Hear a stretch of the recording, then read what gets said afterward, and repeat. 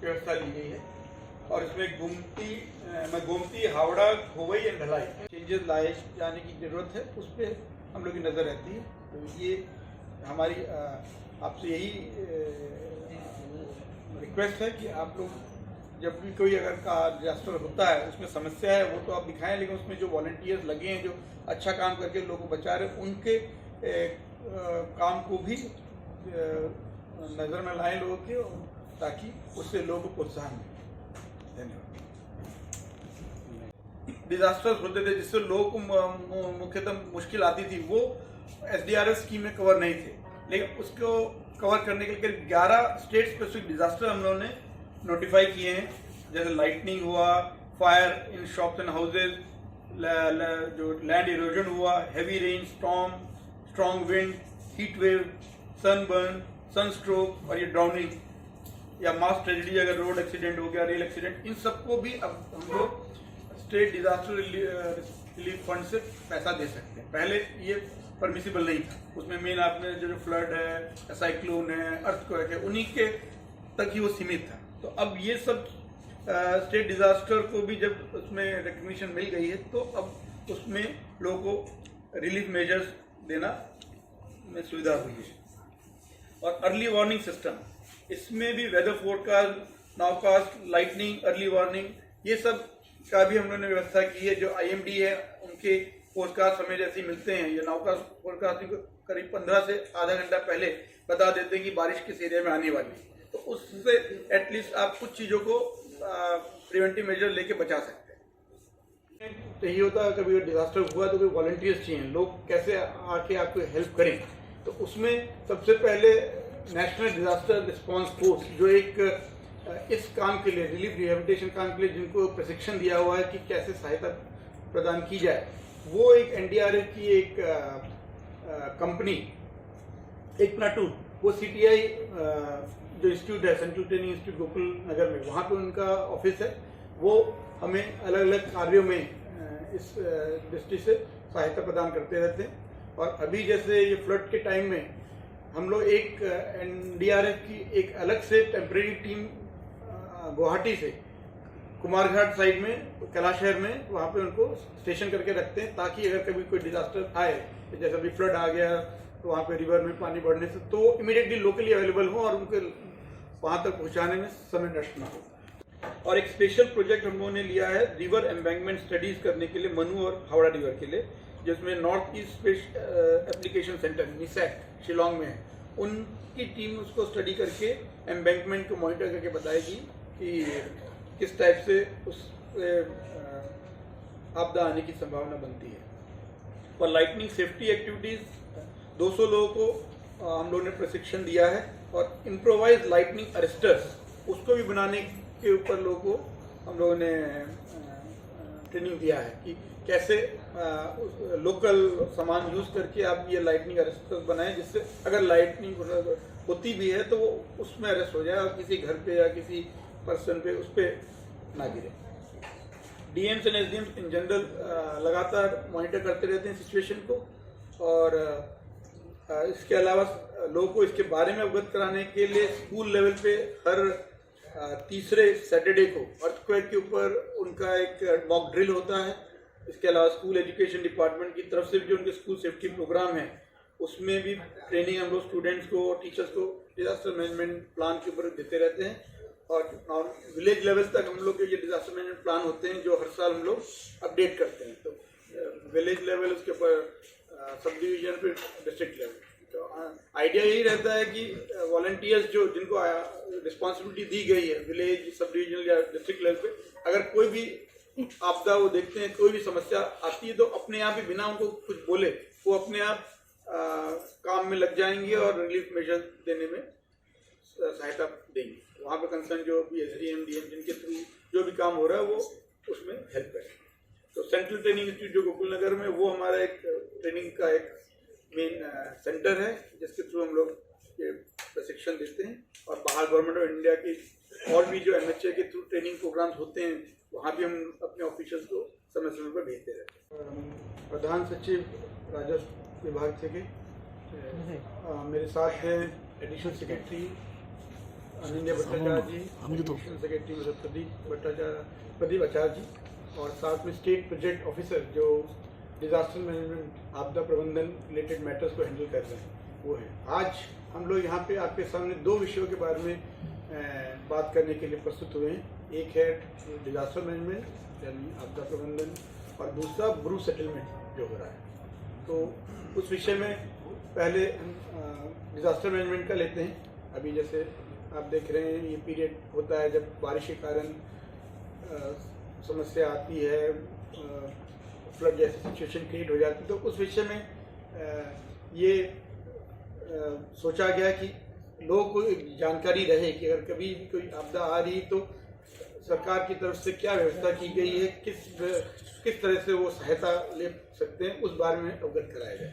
तो जैसे आपको पता ही है, डिजास्टर मैनेजमेंट के लिए त्रिपुरा डिजास्टर मैनेजमेंट अथॉरिटी माननीय मुख्यमंत्री की अध्यक्षता में एक बनी हुई एक कमेटी है, जिसमें ऑफिशियल्स के साथ जो अलग अलग दफ्तर हैं, मतलब एक्सपर्ट इंस्टीट्यूशन है, CWC central water commission, Indian meteorological department, आपका जो NIDM national institute of disaster management, उनके एक्सपर्ट्स हैं। और बताइए तो नहीं मतलब मेनली जितने भी जो अलग अलग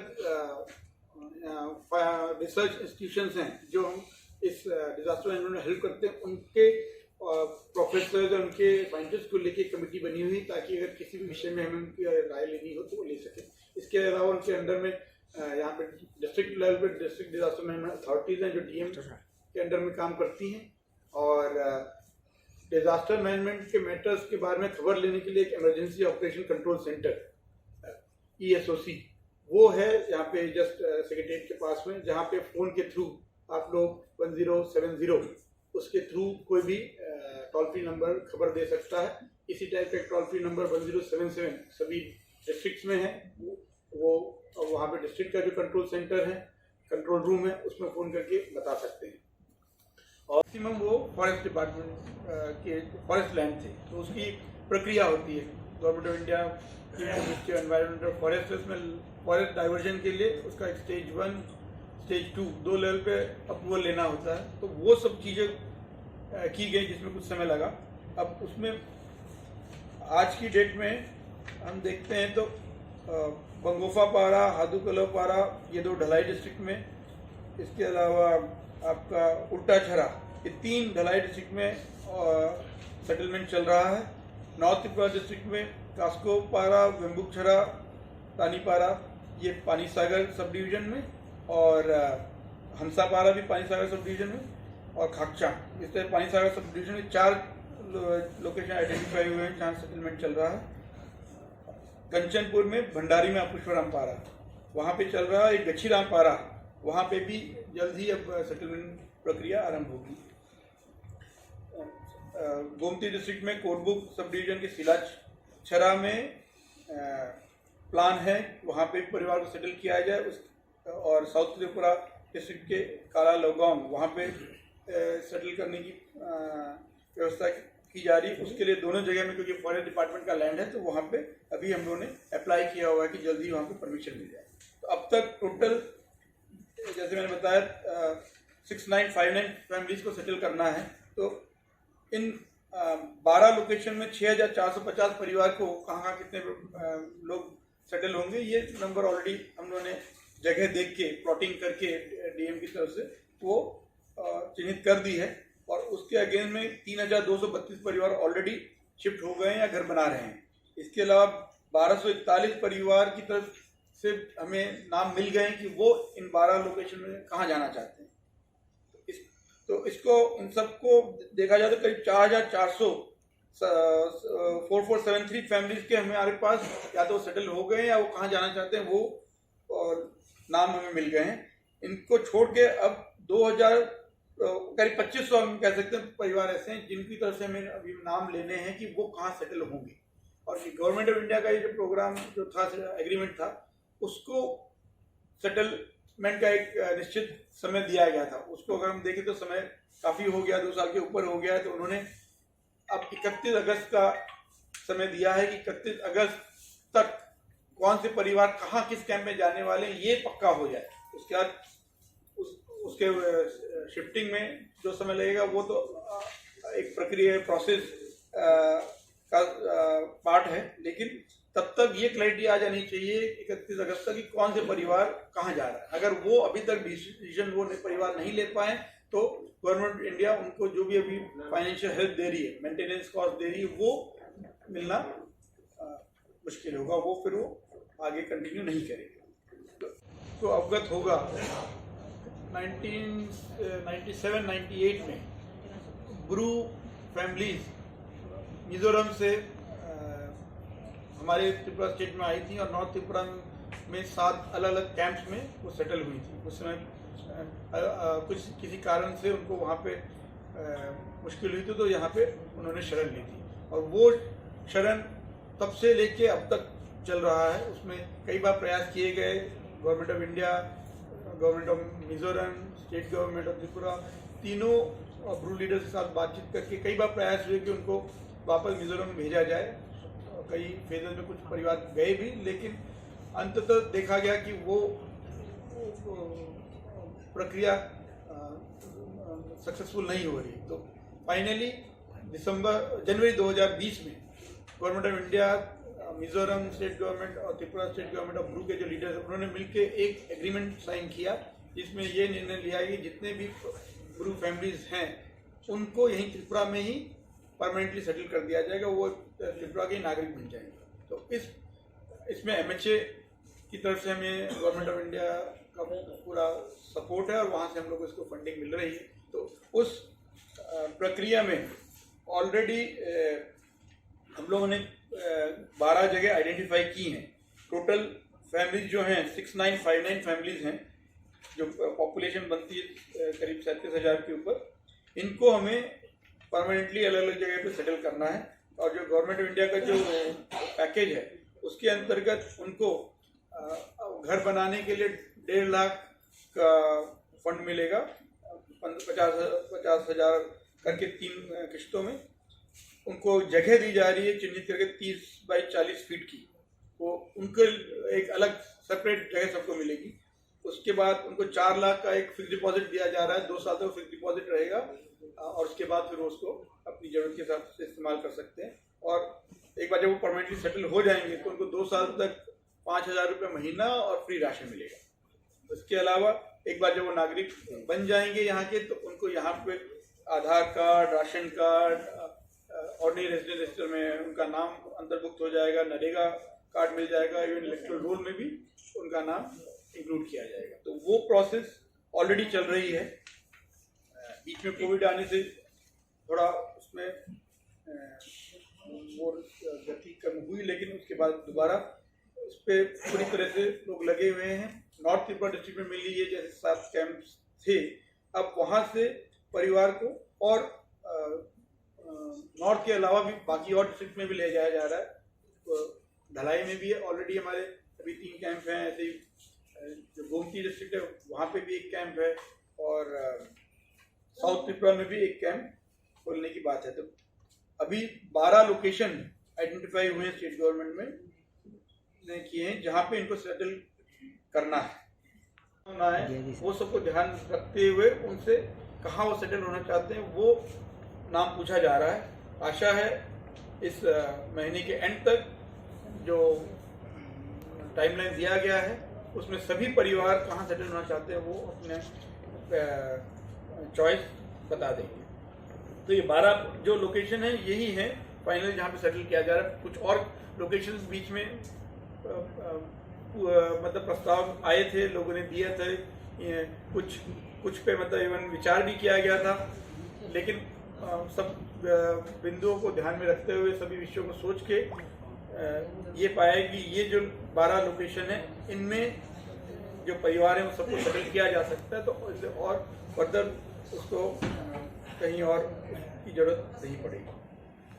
सर्विस एंड इमरजेंसी सर्विसेज का नाम दिया है और वो भी हमें इस डिजास्टर की कार्यों में पूरी तरीके से सहायता प्रदान कर रहे हैं। जैसे आपने पहले भी देखा होगा, जैसे बस गई थी तो उन्होंने आगे बढ़ के दिया, तो उनको भी हम लोग पूरी हेल्प ले रहे हैं। उनको भी जो इक्विपमेंट, जो सोफिस्टिकेटेड व्हीकल वगैरह अरेंज कराने वो हम लोग डिजास्टर मैनेजमेंट फंड से अवेलेबल करा रहे हैं। और इसके अलावा भी डिजास्टर के टाइम पे बहुत और सोफिस्टिकेटेड इक्विपमेंट्स की जरूरत पड़ती है, तो उसके लिए हमने करीब 45 टाइप के क्रिटिकल इक्विपमेंट्स को आइडेंटिफाई किया और जो 23 हमारे सब डिवीजन है उसमें उनको स्टेज रखा हुआ है ताकि जरूरत पड़ने पे कंसर्न एसडीएम उसको यूज कर पाए।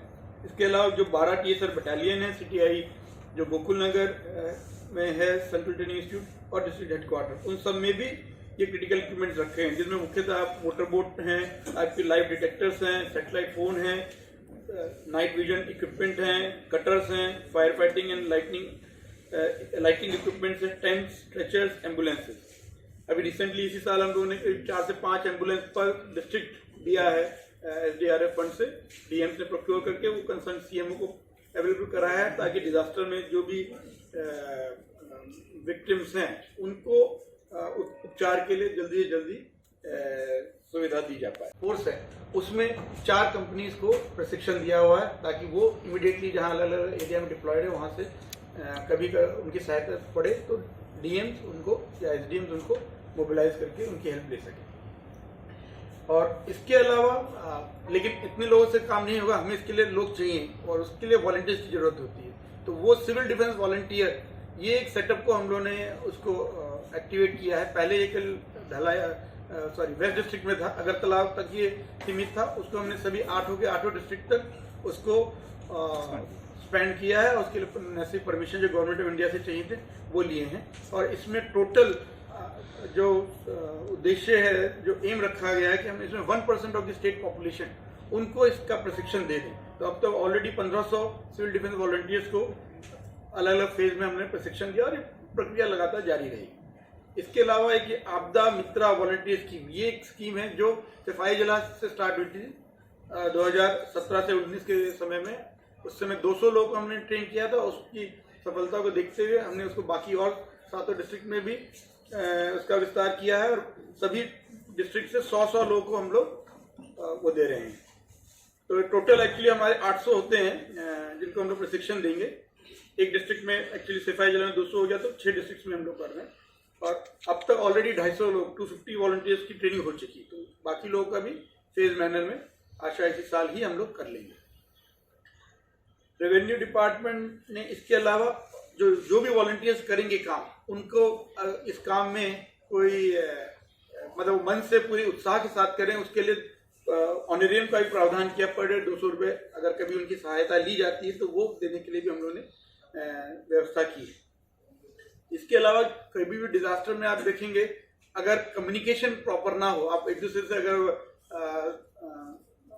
मतलब बातचीत ना कर पाए, अपनी बात को पहुंचा ना पाए, तो पूरे रिलीफ मेजर्स में मुश्किल आ सकती है। तो उसके लिए ऑलरेडी आजकल मोबाइल है, इंटरनेट है, उसके थ्रू तो हम लोग खबर देते ही हैं, लेकिन इवन सैटेलाइट फोन भी हम लोग के पास है।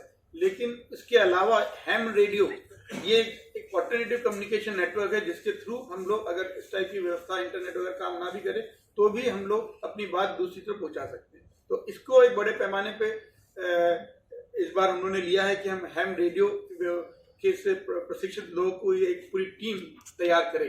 उसके लिए यहाँ पे हम लोग 9 हैम रेडियो स्टेशन सेटअप करने जा रहे हैं, एक स्टेट में और बाकी 8 डिस्ट्रिक्ट में। और उसके लिए करीब 1500 लोग को ऑलरेडी हम लोगों ने प्रशिक्षण दे दिया है हैम रेडियो ऑपरेशन का।